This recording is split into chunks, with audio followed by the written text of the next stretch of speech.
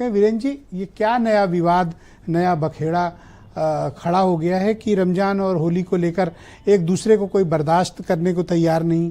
आज मैं कई वीडियोस देख रहा था जिसमें मस्जिदें ढकी जा रही हैं, दोनों तरफ से जो कट्टरपंथी तरह तरह की स्टेटमेंट दे रहे हैं। ये किस लिए ऐसा हो रहा है?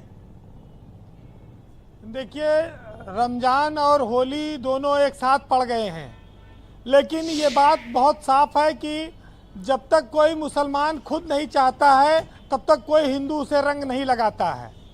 ये तो एक भाईचारा और प्रेम की बात है कि मुसलमान प्रेम से रंग लगवाता और हिंदू प्रेम से रंग लगाए, और जो नहीं लगाएगा कोई ज़बरदस्ती उस पर नहीं डालेगा।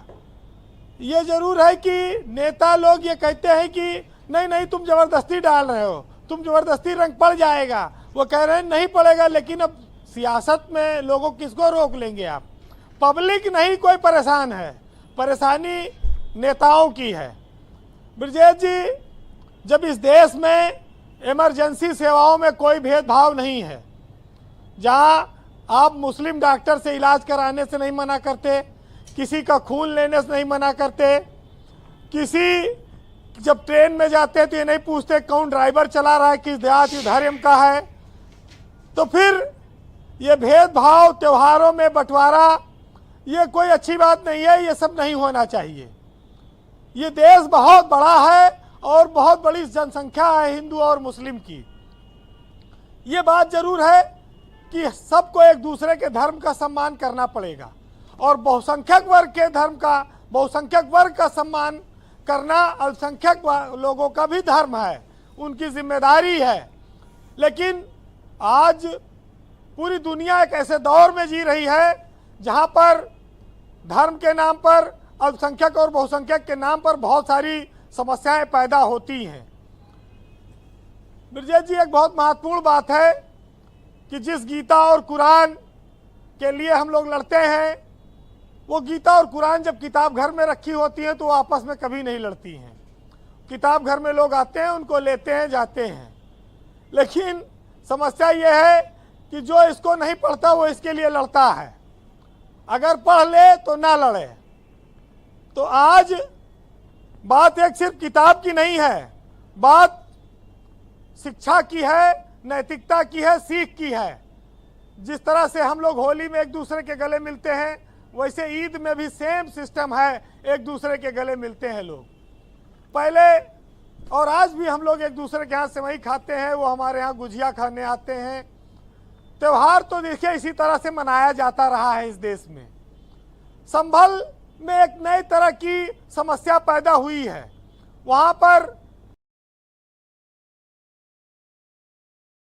घटनाएं ऐसी हुई कि जिसकी वजह से वहां पुलिस फोर्स का लगातार काम बढ़ा हुआ है जी। हम उस एक जिले को हटाकर प्रदेश के 74 जिलों को एक समान रूप से नहीं देख सकते, उस तरह से नहीं देख सकते संभल की तरह। तो इस बात पर लोगों को ध्यान देना होगा कि जो लोग कट्टर हैं, जो लोग बयान देते हैं, जो लोग नाराजगी में, भावना में या राजनीति में ये सब कर रहे हैं, वो अस्थाई नहीं है। वो इस समाज पर उसका कोई अस्थाई प्रभाव नहीं है, न वो इसको बंटवारा कर पाएंगे। जिस मजहब में, जिस धर्म में कभी दूसरों से बैर करना नहीं सिखाया गया, वहाँ सियासत के बयान से कोई फर्क नहीं पड़ेगा। जनता में कोई विवाद नहीं है, नेताओं का विवाद है। लेकिन एक चीज ये बात महत्व रखती है कि जबरदस्ती किसी मंदिर पर, किसी मस्जिद पर कोई रंग डालता है तो ये उचित नहीं है। योगी की सरकार ने एक चीज कानून व्यवस्था के मामले में जो अपनी छाप, अपना जो कहा जाए असर बनाया है, उसको बनाए रखना होगा। मुख्यमंत्री के रूप में योगी एक सख्त प्रशासक के रूप में जो उनकी छवि बनी है, अपराधियों को लेकर बनी है, उपद्रवियों को लेकर बनी है, उस पर बड़ी जिम्मेदारी ऐसे त्योहारों पर आती है। और उनको बिना भेदभाव के, बिना पक्षपात के इस पर निभाना भी पड़ता है और निभाना चाहिए। तो मैं आज इस मौके पर यह कहूँगा कि जो अपने बयानों से, भाषणों से जहर घोल रहे हैं, उनको प्रेम ये त्योहार सिखाएंगे, वक्त इसका फैसला करेगा, आप देखिएगा। क्योंकि हिंदू, मुस्लिम, सिख, ईसाई धर्म के नाम अनेक हैं और नाम में क्या रखा है भाई, सबका मालिक एक है। इस दुनिया में सबका मालिक एक है और उसी ने सबको बनाया है। हमने नीचे आकर अपनी अपनी व्यवस्था बांट ली है। इतनी नफरत ना हो कि हम एक दूसरे को देख ना सकें।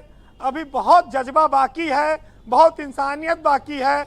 इस होली पर भी हिंदू मुसलमान गले मिलेंगे और नमाज भी होगी, हम यही उम्मीद करते हैं। सुनिएगा कि वो कहे या मौला, मैं कहूँ हे भगवान, वे पूजे अली, मैं पूजूं श्री राम। वो उसे खुदा कहें, मैं उसे कहूँ भगवान, वो जाए मदीना, मैं घूमूं चारों धाम। वो आदाब करें, मेरा हाथ जोड़ प्रणाम, वो अस्सलाम वालेकुम, मैं कहूँ राम राम। वो रखे रोजा, मेरा उपवास हनुमान, वो उर्दू की शौकीन, मैं हिंदी का विद्वान। वो मुझे हिंदू कहें, मैं उसे कहूँ मुसलमान। मुझे शुभ दीपावली वो कहें, मैं उसे कहूँ मुबारक हो रमजान। बहुत शुक्रिया वीरेंद्र जी, आपने अत्यंत सारगर्भित बात कही, समाज को जोड़ने वाली बात कही, सौहार्द की बात कही, आपसी अमन, भाईचारा और एकता की बात कही। यही वीरेंद्र जी की खूबी है कि वो इन चीज़ों का प्रस्तुतिकरण एक समाज के नज़रिए से प्रस्तुत करते हैं कि हमें देश की तरक्की सबसे पहले हमारे लिए होनी चाहिए। बहनों भाइयों, हम इस कार्यक्रम का दूसरा चरण प्रारंभ करते हैं। एसएन सिंह भारतीय जनता पार्टी के प्रवक्ता हैं। एसएन सिंह जी, उत्तर प्रदेश में आपके पार्टी के नेतृत्व